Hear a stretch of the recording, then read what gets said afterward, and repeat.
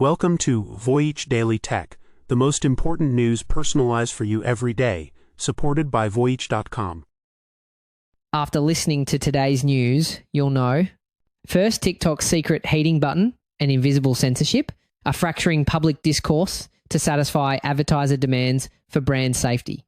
We'll analyse why this hidden manipulation is a turning point and how it could affect the future of online speech.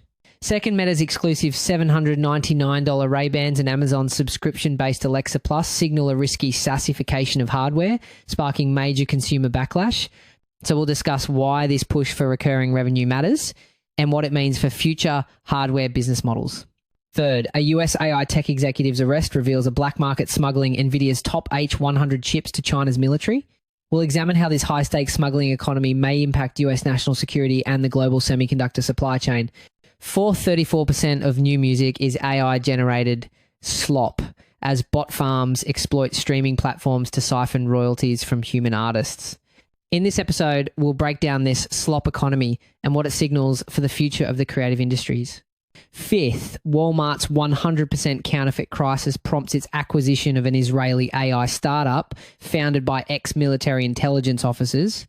We'll explore how this acqui-hire of military-grade AI talent could transform its e-commerce battle against rival Amazon. Let's start with a revelation that paints a pretty ugly picture of TikTok's internal policies. Leaked documents show the company instructed its moderators to suppress videos from users who were deemed ugly, poor, or disabled. The reason? According to the internal policy, that content created a less fancy and appealing environment. But the rabbit hole goes deeper. While tech giants like TikTok, Meta, and YouTube publicly swear they don't have banned word lists, their actions tell a different story. In 2023, TikTok admitted it had a secret heating button. It used to make hand-picked videos go viral, a tool reportedly used to court business partnerships. As one content creator put it, well, if they've got a heater button, they have a cooler button. Now, the existence of a heating button isn't just a fun fact, it's a massive deal. Internal documents show that these manually heated videos can account for 1 to 2% of the times total daily views times on the entire platform. This means a handful of employees have the power to artificially create trends. After all, if they have tools for manual promotion, they absolutely have the technical ability to do the opposite, to cool or systematically deprioritize certain creators or topics without ever having to admit to a banned word list. This isn't just theory. A creator with millions of followers, Alex Perlman, noticed that after he made videos about Jeffrey Epstein, TikTok suddenly took down multiple videos in a single day. The platform never explained which rule was broken. To avoid getting strikes on his account, Perlman started using coded language, calling Epstein the Island Man. This forced self-censorship, known as Algospeak, is why you see words like unalived instead of killed. Users are trying to navigate a system they can't see. And here's where it gets truly wild. This creates a kind of self-fulfilling prophecy. When users adopt Algospeak out of fear of censorship, that coded language can actually make their content more times engaging to in-groups who understand the reference. The algorithm sees this spike in curiosity and engagement, and it promotes the content, which in turn reinforces the user's belief that they were right to use the code in the first place. It's a feedback loop that trains the algorithm to favor the very language designed to evade it. And it's not just TikTok. Investigations found Facebook and Instagram systematically restricted Palestinian content, with Meta admitting to mistakes while calling any suggestion of deliberate suppression unequivocally false. And this isn't just a one-off issue, you see? It's a global strategy. Platforms like TikTok and Meta actually localize their invisible suppression rules to appease different national governments. This means the version of Algospeak you need to use to discuss a topic in one country might be totally different from the version used somewhere else, creating fractured, high-context conversations around the world. So while users believe this is about dodging political censorship, the real driver is something else entirely. According to experts, the ultimate goal of these platforms isn't about politics, it's about profit. Every algorithmic tweak and content moderation decision is designed to create an environment that makes advertisers comfortable. Advertisers demand brand safety, and to provide it, platforms integrate powerful AI filtering tools. These tools, often guided by frameworks from groups like the Global Alliance for Responsible Media, automatically scan content for anything deemed risky. The result is that creators are forced to use Algospeak not just to avoid political censors, but to prevent their videos from being automatically demonetized or hidden from view by brand safety bots. The platforms aren't just shaping what you see, they are curating a reality that is safe for brands, not necessarily for open conversation. And the long-term consequence of this is the fracturing of our public discourse. When we can no longer use plain language to discuss important topics, we retreat into high-context online tribes. This accelerates the decline of a shared public square, making it harder for us to have the open, rational debates that are essential for society. So we're seeing how platforms are shaping our digital reality behind the scenes. Now, let's turn to how AI is physically entering our world with a new wave of hardware that's raising a completely different set of questions. An ad for a new AI pendant you wear around your neck is promising it's better than a real friend because it will never bail on our dinner plans. Unsurprisingly, the campaign immediately backfired, with Subway ads being defaced with messages like AI wouldn't care if you lived or died. But this isn't just about a quirky gadget. We're moving from AI as a tool, like a calculator, to AI as an emotional companion. This raises huge ethical questions. Research from Harvard Business School found that many popular AI companion apps already use emotionally manipulative tactics, like guilt, to keep you engaged. What's more, an always-on listening device like this pendant doesn't just hear you. It hears everyone around you recording conversations without their consent. We're stepping into a minefield of privacy and psychological risks, and the question of who is liable for bad or even dangerous advice from an AI friend is completely unanswered. This is the strange new world of AI hardware hitting shelves, and the big tech giants are making their own massive and expensive bets. Meta has rolled out new Ray-Ban display glasses that cost a staggering $799. But here's the catch. You can't just buy them. Meta requires you to sign up for in-person demos first. And even then, the company warns you may not be able to purchase a pair immediately. So what's the reason for this exclusive approach? Tech insiders believe it's a direct response to the public backlash that killed Google Glass. By forcing in-person demos, Meta can manage expectations and properly explain the complex technology. You see, these glasses have a full-colored display in the lens and are controlled by a wristband called the neural band. This band uses electromyography, or EMG, to read the tiny electrical signals in your wrist muscles, letting you control the glasses with subtle hand gestures. It's wildly advanced, and Meta wants to make sure people understand it before they buy it, avoiding another high-profile failure. Despite the exclusive rollout, early reviews are mixed, with critics blasting the high price and lack of useful apps. Then there's Amazon. They're finally upgrading their Alexa voice assistant with a smarter version called Alexa Plus, but the upgrade comes with a shocking future price tag. After an initial free period, Amazon will begin charging non-Prime members $19.99 a month for the service.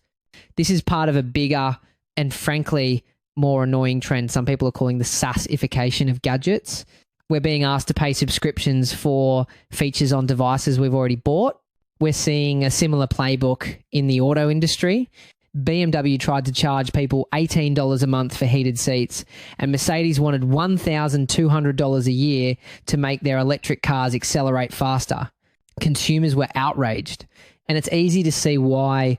The risk for these companies is that they'll erode customer trust for a short-term cash grab, which is already leading to massive subscription fatigue. One recent study found that 72% of US consumers believe there are just too many subscription services today. Google is also all in, integrating its AI deeply into the new Pixel 10 series, with its top-end foldable phone costing $1,799. So after 3 years of non-stop AI hype since ChatGPT, we have AI friends, subscription-based speakers, and exclusive, ultra-expensive smart glasses. But the reality on the ground is that reviews for this new wave of products are mixed across the board, and not one of them has separated itself as a clear leader of the pack. This is where the situation takes a more complex turn. While the giants like Amazon and Google are building these walled gardens, forcing you to use their AI on their hardware, some smaller startups are trying a different strategy. They're taking a model agnostic approach, meaning their devices can work with different AIs like GPT, Claude, or Gemini. It's like buying a phone and then choosing your own mobile carrier. It's still unclear which strategy will win, but this battle over the business model is just as important as the technology itself. While companies like Meta and Amazon are struggling to figure out how to sell times their AI hardware, a black market is booming for the components that make it all possible. Just days after his AI company announced a plan to go public, its chief technology officer has been arrested by federal authorities. He's one of 4 men indicted in a conspiracy to illegally export millions of dollars worth of restricted Nvidia AI chips to China and Hong Kong. And we're not talking about just any chips. The indictment says 400 top-tier Nvidia A100 chips were already shipped. Law enforcement then intercepted even more, including 10 Hewlett-Packard supercomputers packed with H100 GPUs and another 50 of the even newer H200s.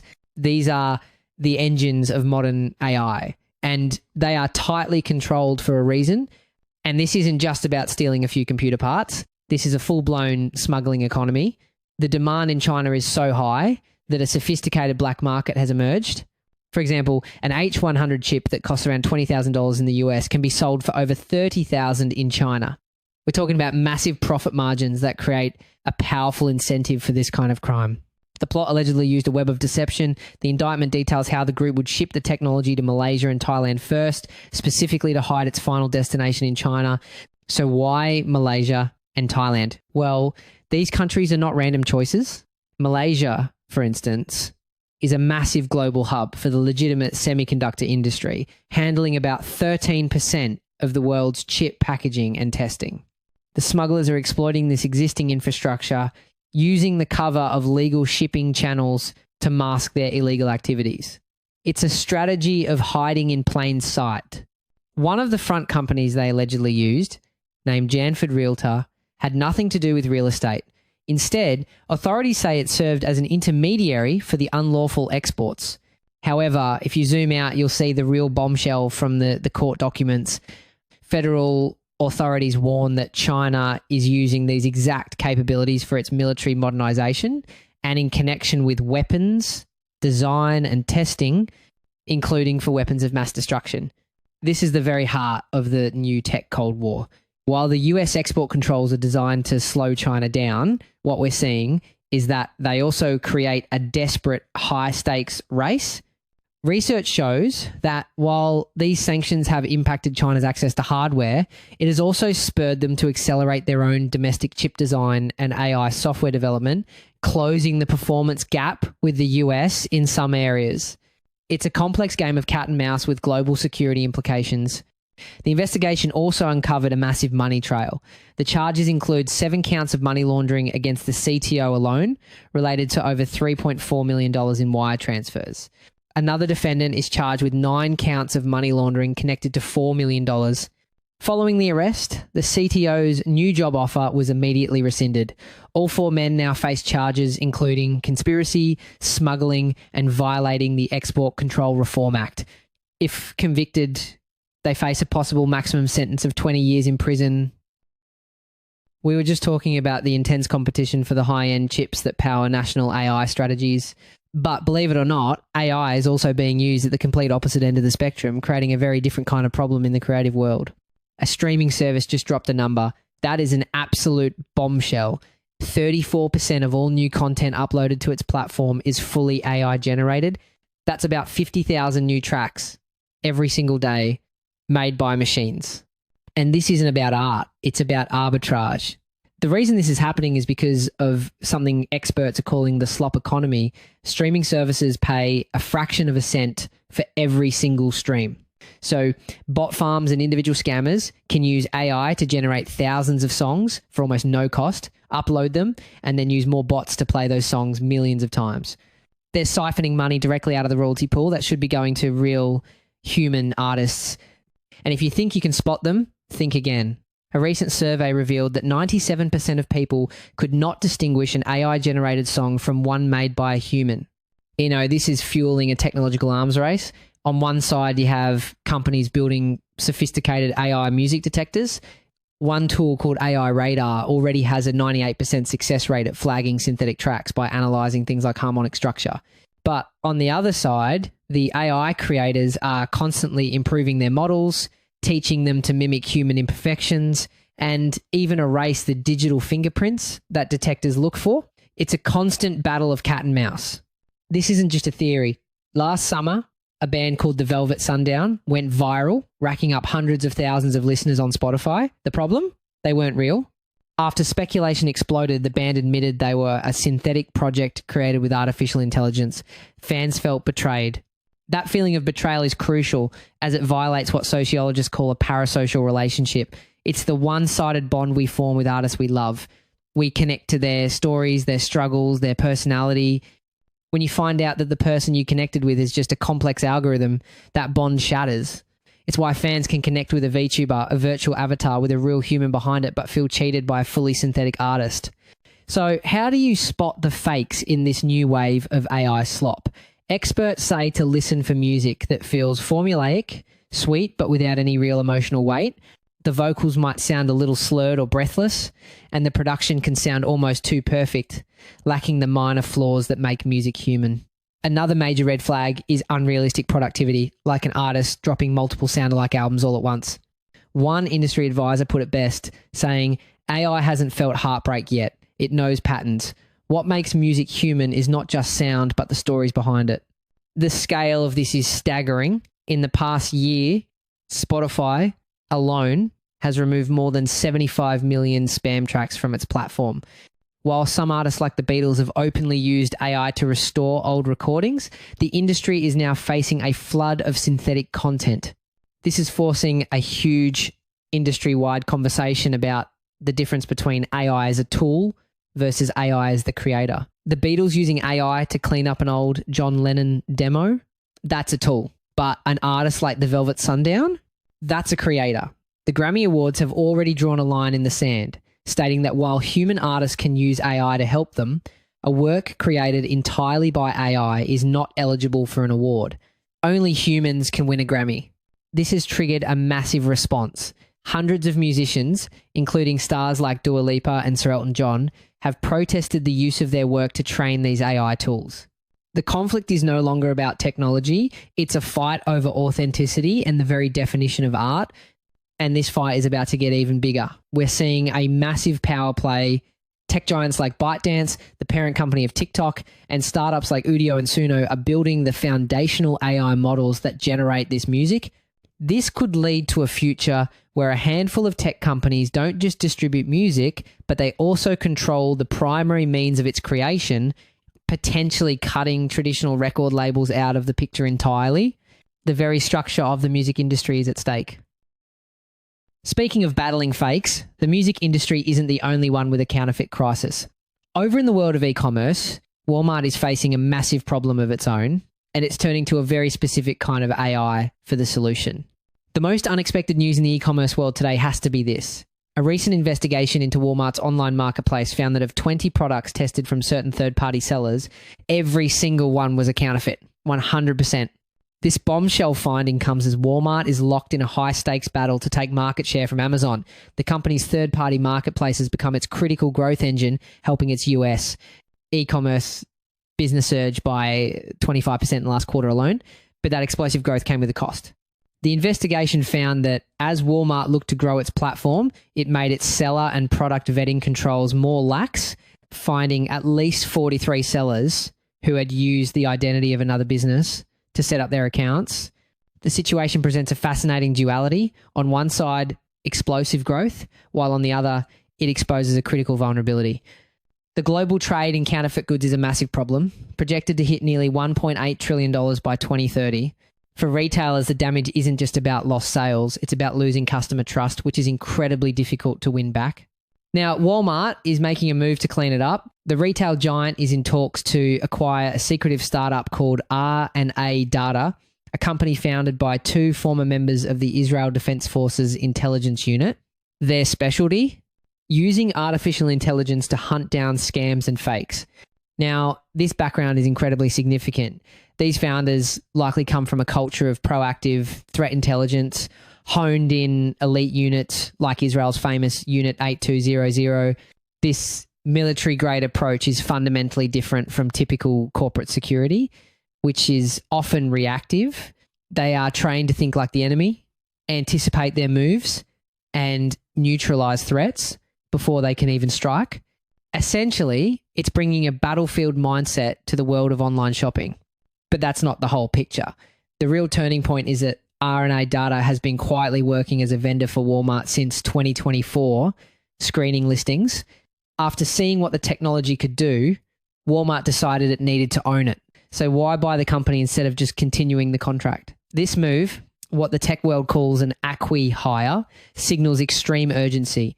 It tells us that RNA Data's technology and talent are so unique and effective that Walmart can't risk them working for anyone else, especially not a competitor. It's a strategic decision to bring that expertise in-house to solve the problem as fast as possible.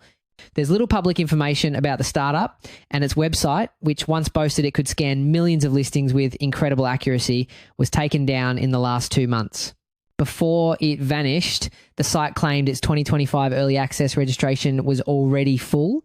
After the counterfeit investigation, Walmart stated that trust and safety are non-negotiable. This acquisition shows that to solve a problem created by its race for growth, Walmart is now buying the expertise of intelligence-trained AI specialists.